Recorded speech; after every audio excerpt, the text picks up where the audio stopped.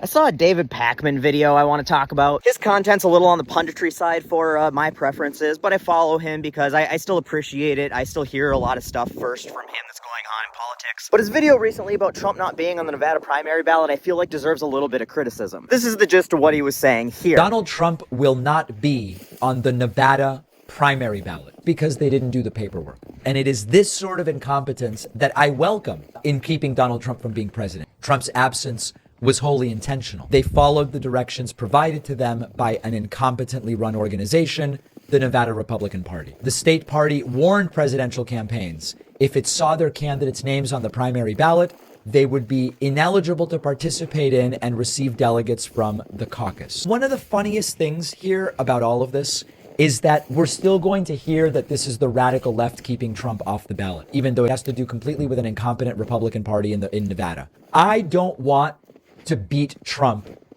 because a court says he's not going to be on any of the ballots. But if they mess up and aren't on the ballot, well, so be it. Now, while what most of he said here is factually true, it is really misleading because it's painting this as the result of Trump being an idiot or the Nevada Republican Party being dumb, and this is somehow hurting Trump's campaign. And while Trump is absolutely an idiot, don't get me wrong, and the Nevada Republican Party may have been able to make a better decision in this whole situation, all of this is meaningless, and none of it's really true in the way it's portrayed. See, Nevada used to hold caucuses, which is a primary that is held by the parties. Democrats, after some issues with caucuses in the last election, passed a law to change it, where now Nevada holds state primaries. And that means that the state itself oversees its primaries rather than the state political parties. But the Republicans didn't want to do it. They still wanted to do it their old way with the caucus. They took it to court and said that they didn't want the state to handle their primary delegates. They wanted to do it themselves. And the judge says, no, this is now the law. The state will hold a Republican primary for you, but you can still hold a caucus and distribute your delegates that way if you want. So that's what they're doing. And the state Republican Party, I'm assuming in protest, told candidates that if they registered for the state primary, they would be ineligible to join the caucus. And this has rendered the Nevada state primary completely irrelevant. It's a symbolic contest. There's nothing you get from winning it. That's why you're not going to see DeSantis or Vivek on the primary ballot in Nevada either. Because why would they participate in the meaningless primary when to get the delegates they have to participate in the caucus, and they can't participate in both? As far as I can tell, the only person whose campaign this is going to hurt is Nikki Haley, who for some stupid reason signed up for the primary instead of the caucus, so she can't win delegates from Nevada. Because of that, it certainly doesn't hurt Trump's campaign. If anything, it helps him with his primary nomination because that's one more contender he doesn't have to deal with in one state. And I absolutely love watching the GOP and the Trump campaign flounder, which they do so often. Because of that, I don't understand the need to frame things like this that are more or less irrelevant and not really a flounder, like it's some big incompetent failure that is going to negatively impact a campaign. And there's definitely a chance he reported on it this way because he misunderstood the situation, or maybe I'm missing something that's a bigger deal than I understand. But if those two things aren't the case, it really feels like a disingenuous partisan attempt to make something look like something it's not. And I criticize this type of framing and reporting on the right all of the time, and I think it's only fair that we hold ourselves to a higher standard and are better than that.